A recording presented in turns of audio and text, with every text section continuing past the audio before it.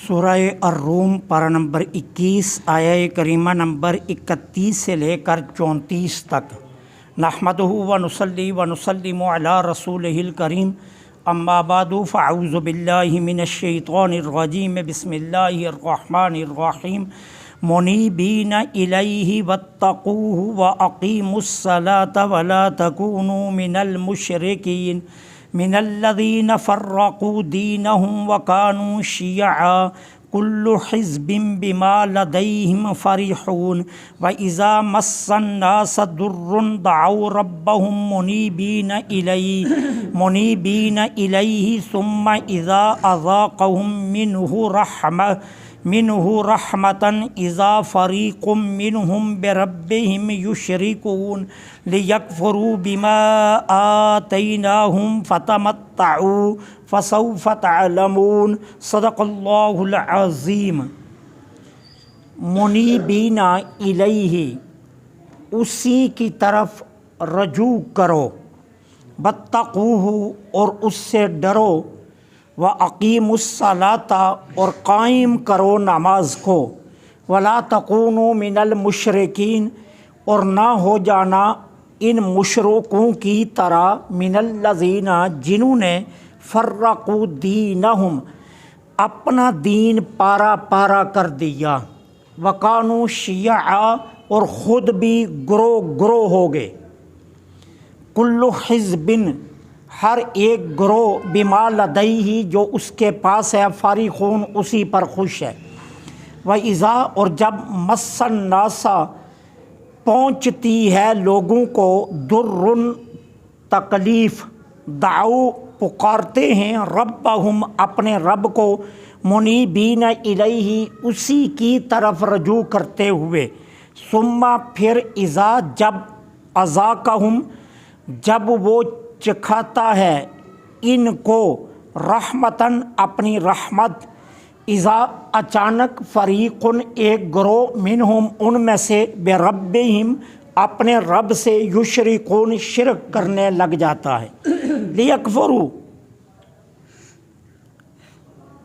کرو نا شکری، بما، اس کی، آتیناہم، جو ہم نے تم کو دی ہے، فتمتعوا، اور جتنا جی چاہتا ہے دنیا کی زندگی سے لطف اٹھا لو، فسوف تعلمون، پس ان قریب تم جان جاؤ گے۔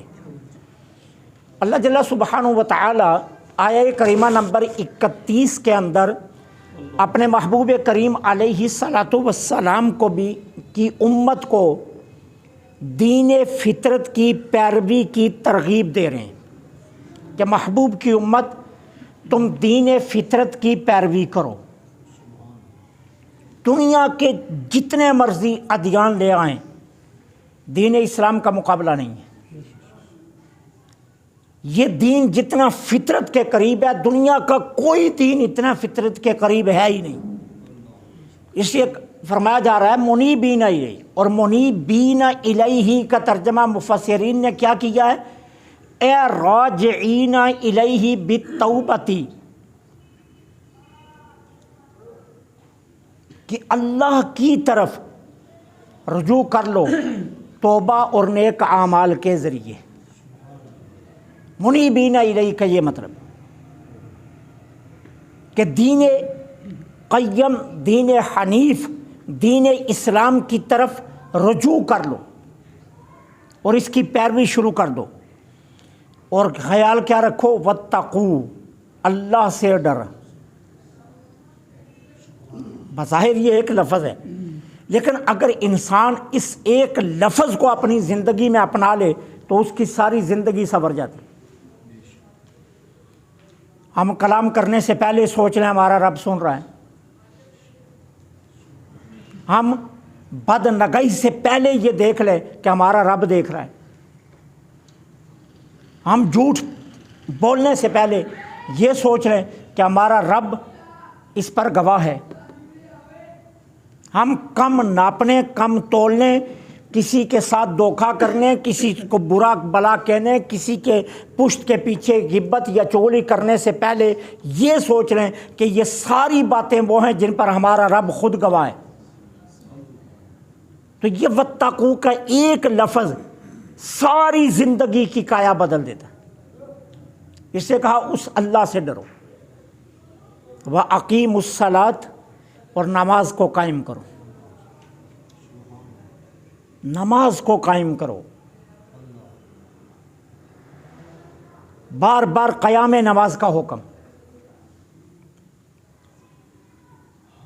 کیوں کہ نماز کا قیام تمہاری زندگی میں اصل انقلاب لائے گا۔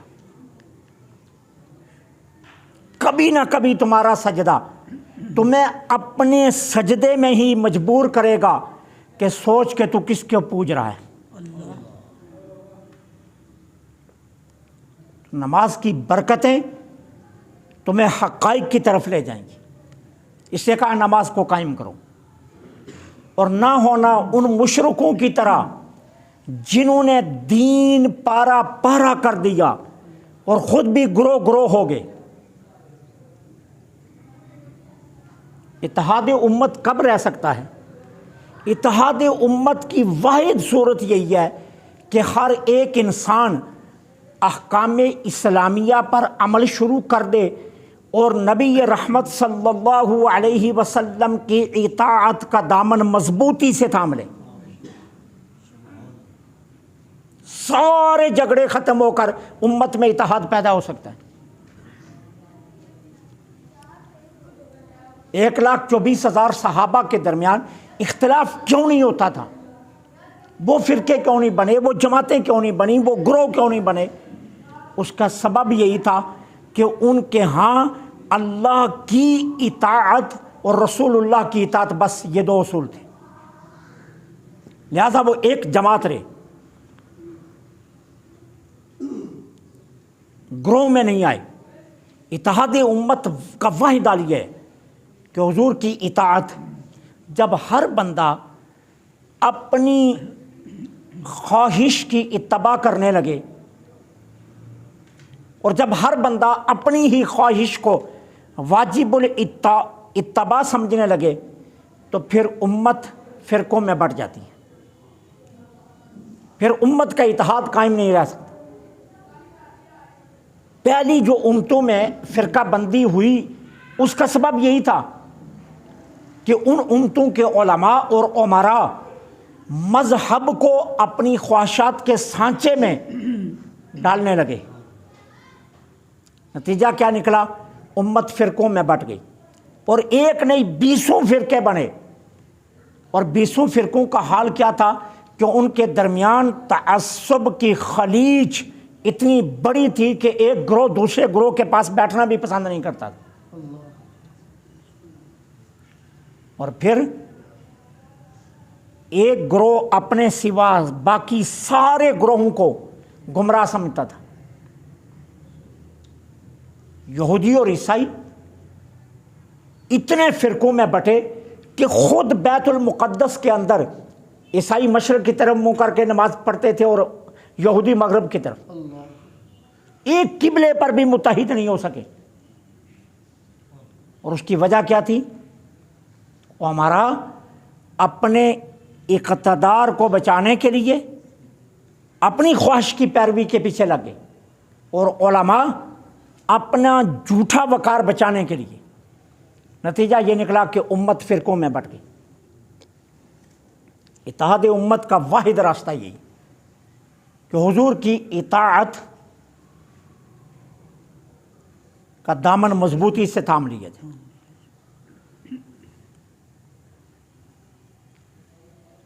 بس اس ایک عمل پر اگر امت آ جائے تو تمام اختلافات ختم ہو کر امت ایک ہو سکتی ہے۔ اب اللہ تعالیٰ یہاں اپنے محبوب کی امت کو یہی فرما رہے ہیں۔ کیا فرما رہے ہیں؟ میرے محبوب کی امت، پہلے امم کی طرح تم تفرقہ اندازی میں مت پڑنا،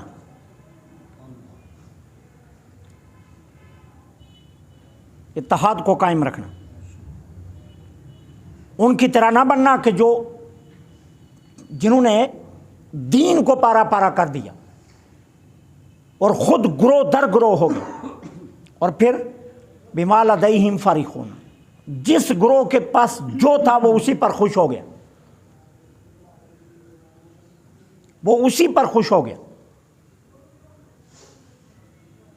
اب جو ہاتھ یہاں باندھتے ہیں وہ یہیں خوش ہیں کہ ہم صحیح ہیں، جو ہاتھ یہاں باندھتے ہیں وہ یہاں خوش ہیں کہ ہم صحیح ہیں، جو ہاتھ کھول کر کھڑے ہیں وہ کہتے ہیں ہم خوش صحیح ہیں۔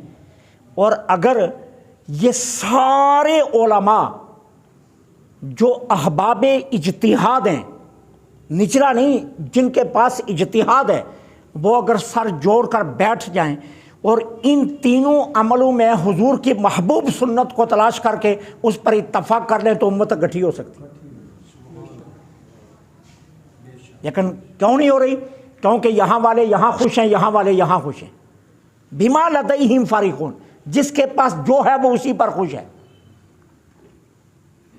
اس کی فکر کوئی نہیں کر رہا کہ امت کا اتحاد ہونا چاہیے، اور امت کا اتحاد تبھی ہے کہ جب حضور کی محبوب سنت کی طرف رجوع کر لیا جائے کہ حضور کا عمل محبوب کیا ہے اور اس پر اتفاق کر لیا جائے۔ امام اعظم، امام شافعی، امام مالک، امام احمد بن حنبل چاروں فقہ کے امام ہیں، ان میں اختلاف تھا، لیکن اپنے دور میں جو امام موجود تھے، جب ان کے ہاں کوئی راجع قول آ جاتا تو فوراً وہ اپنے قول سے رجوع کر کے حضور کے محبوب قول کی طرف آ جاتے، وہ اس پر ڈٹے نہیں رہتے تھے کہ چونکہ میں نے یہ حدیث پڑھی ہے لہٰذا میں اسی پر قائم ہوں، نہیں، وہ جہاں دیکھتے تھے کہ اس امام کے پاس حضور کی وہ سنت ہے جو میری سنت سے زیادہ حضور کی محبوب ہے، تو وہ اس کی طرف رجوع کر لیتے۔ تو اتحاد امت تبھی ممکن کہ ہم اگر اس طرح سوچیں، اس طرح فکر کریں کہ حضور کا محبوب عمل کون سا ہے اور اس محبوب عمل پر اتفاق کر لیں کہ جی یہ حضور کا پسندیدہ عمل ہے، تو لہٰذا اتحاد ہو سکتا ہے۔ لیکن اتحاد نہ ہونے کا سبب پھر وہی بات کہ جن کے پاس رائے کا حق ہے وہ احباب رائے ایک میز پر اکٹھے نہیں ہو رہے، تو کہا محبوب کی امت تم یہ کام مت کرنا، ٹھیک ہے۔ جب قرآن کی آیہ آئی نا جس میں اللہ تعالیٰ نے 3 قسم کے عذاب بیان کیے، 3 قسم کے عذاب، کہا اللہ چاہے آسمان سے عذاب بھیجے تمہارے، اللہ چاہے زمین سے عذاب بھیجے۔ تو پہلا جب لفظ آئے جبریل امین نے تلاوت کی ہے اللہ چاہے تو تم پر آسمان سے عذاب بھیجے، تو میرے آقا نے فرمایا اعوذ بوجہک، اللہ میں تیری پناہ مانگتا ہوں۔ زمین سے عذاب بھیجے، چشمے پھوٹیں، سیلاب آ جائے، سرکار نے فرمایا اعوذ بوجہک۔ اور تیسرا جب پڑھا کہ یہ ہو کہ امت فرقوں میں بٹ جائے، تو سرکار نے فرمایا اعوذ، جبرائیل نے روک دیا، پھر سرکار نے کیا پڑھا وہ اہون علیہ، یہ آسان ہے، یہ آسان ہے۔ اور حجۃ الوداع کے موقع پر میرے آقا نے جو 3 دعائیں مانگی تھی نا، تیسری دعا پر رب نے روک لیا تھا۔ وہ تیسری دعا حضور یہی مانگنے لگے تھے، یا اللہ میری امت میں اتحاد قائم رہے، تو اللہ نے کہا محبوب یہ نہیں، آپ کی امت میں بھی فرقے بنیں گے، یہ اتحاد پر قائم نہیں رہ سکیں گے، ان میں بھی تفرقے ہوں گے، فرقہ بندی ہوگی، اس لیے آپ اس دعا کو روک لیجئے۔ اور اس کے متبادل کیا دعا دے دی؟ محبوب اس دعا کو آخرت پر لے جائیے اور یہ آپ اپنی امت کی شفاعت کے لیے استعمال کیجیے، اور اس کو آخرت پر موقوف کر دیا۔ اب امت میں فرقے ہیں، لیکن یہ جو فرقوں کی آڑ میں تعصب ہے، سرکار نے اس سے روکا ہے۔ اللہ نے بھی فرمایا کہ یہ ہوگا، فرقہ ہوگا، لیکن اللہ نے جو روکا ہے وہ تعصب سے روکا ہے کہ ایک گروہ کہے میں ہی سچا ہوں باقی سب جھوٹے ہیں، اور دوسرا گروہ کہے نہیں میں ہی سچا ہوں سب جھوٹے ہیں۔ ایسا نہیں، بلکہ حقائق کی تلاش میں نکلنا چاہیے، اور حقائق کی تلاش میں نکلتے ہوئے اگر زندگی ساری بھی بیت گئی تو یاد رکھیے پھر بھی اللہ تعالیٰ تفرقے کا عذاب نہیں دے گا، کیونکہ بندہ یہ عذر پیش کر سکتا ہے کہ میں تو حقائق کی تلاش میں رہا لیکن میں حقائق تک نہیں پہنچ سکا، میری زندگی ختم ہو گئی۔ یہاں ایسا نہیں ہوتا، یہاں حقائق کی تلاش نہیں کی جاتی، بلکہ جو جہاں لگ گیا وہیں فٹ ہو گیا، اور وہ یہی لے کر بیٹھ گیا، بما لدیہم فرحون، جو میرے پاس ہے میں اس پر خوش ہوں، جو میرے پاس ہے میں اس پر خوش ہوں۔ ایسا نہیں، حقائق کی تلاش رہنی چاہیے۔ اب اس کے بعد اللہ تعالیٰ فرماتے ہیں وَإِذَا مَسَّ النَّاسَ ضُرٌّ دَعَوْا رَبَّهُمْ مُنِيبِينَ، کفار کی حالت بیان کی جا رہی۔ اللہ فرماتے ہیں جب رنج و غم انہیں گھیر لیتے ہیں کافروں کو، اور قحط سالی کا دورہ ہوتا ہے، اور جب سارے جھوٹے معبودوں سے ان کی آسیں ٹوٹ جاتی ہیں، تو پھر کیا کرتے ہیں؟ سچے دل سے اپنے سچے رب کو پکارنا شروع کر لیتے ہیں۔ سچے دل سے سچے رب کو پکارنا شروع کر لیتے ہیں۔ اللہ فرماتے ہیں ان کافروں کا حال یہ ہے۔ پھر کیا ہوتا ہے؟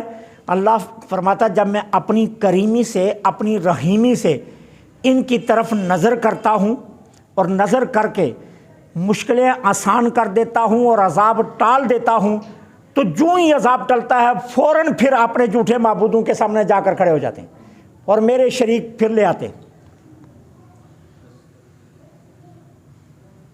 جس طرح میں نے پہلے بھی کہا تھا نا، ابو جہل کے بیٹے ہیں حضرت اکرمہ، ان کے ایمان لانے کا سبب بھی یہی تھا۔ یہ کفار جب سفر کرنے لگتے نا کشتیوں میں، تو ہر ایک نے اپنا معبود اپنے پاس رکھا ہوتا تھا۔ کشتی میں بیٹھتے، اپنے بت کو سامنے رکھتا، اور سامنے رکھ کر کہتا مجھے جانا اس سفر میں کامیابی دینا، اور میں آرام سے دوسرے کنارے پہنچ جاؤں۔ اب اسی طرح کفار کی کشتی بھری ہوئی ہے، ٹھیک ہے، کشتی چلنے لگی تو سب نے اپنے اپنے معبودوں کو کہہ دیا کہ ہمیں بچانا، لیکن درمیان سمندر کشتی بور میں پھنس گئی۔ اب اتنی طغیانی آئی کہ ان کو بچنے کی کوئی آس نہ رہی، سب نے اپنے اپنے خدا دریا میں پھینک دیے، نکالے سامان سے تو سمندر میں پھینک دیے، اور پھینک کر کہا آسمان کی طرف تو سچا ہے، آج تو بچا لے۔ وہ جو طوفان آیا تھا وہ ٹل گیا۔ جو ہی ٹلا نا طوفان، تو حضرت اکرمہ کہتے ہیں میں نے اللہ کو کہا کشتی دوسرے کنارے لا، مکہ کی طرف کر، واپس جہاں سے چلے تھے۔ اب میں چونکہ سردار مکہ کا بیٹا تھا، اس کی ضرورت نہیں تھی میرا انکار کرنے کی، اب اس نے کشتی واپس لا دی۔ میں وہاں سے اترا اور بھاگا ہوا حضور کے پاس آ گیا اور کہا مجھے کلمہ پڑھا دیجئے، واقعی آپ کا رب سچا ہے۔ ان کے ایمان لانے کا سبب بھی یہی بنا۔ تو اللہ فرماتا ہے کہ جب ساری آسیں ٹوٹ جاتی ہیں تو یہ سچے دل سے مجھے پکارتے ہیں۔ ثم اذا اذاقہم منہ رحمہ، جب میں انہیں اپنی رحمت چکھاتا ہوں، یعنی نظر کرتا ہوں، رحم کرتا ہوں ان پر، تو کیا کرتے ہیں؟ فوراً اذا فریق، اذا فوراً کے معنی میں آیا ہے، اذا فریق منہم، تو ان میں سے ایک گروہ فوراً اپنے رب سے شرک کرنے لگتا، پھر جھوٹے معبودوں کے پاس چلا جاتا۔ اب اللہ تعالیٰ تحدید اور دھمکی کے لیے کیا فرما لے یکفروا، یہاں جو لام ہے یہ دھمکی کا ہے۔ کہاں؟ نہ شکری کر لو، کر لو نہ شکری جتنا کرنا چاہتے ہو اس پر جو نعمتیں میں نے تمہیں دی ہیں، کر لو جتنی نہ شکری کرنا چاہتے ہو۔ فتمتعوا، اور دنیا کی زندگی میں جتنا لطف اٹھانا چاہتے ہو اٹھا لو، پھر ان قریب کیا؟ فسوف تعلمون، ان قریب تم جان جاؤ گے، پھر تمہاری چیخیں نکلیں گی، تم چیخو گے اور چلاؤ گے، لیکن وہ تمہارا چیخنا اور چلانا بے سود جائے گا۔ آج موقع ہے، آج پلٹ کر آ جاؤ، ایک آنسو کفایت کر جائے گا، پھر تمہاری چیخیں سارا جہاں بھی سنے گا تو کوئی پرواہ نہیں کرے گا۔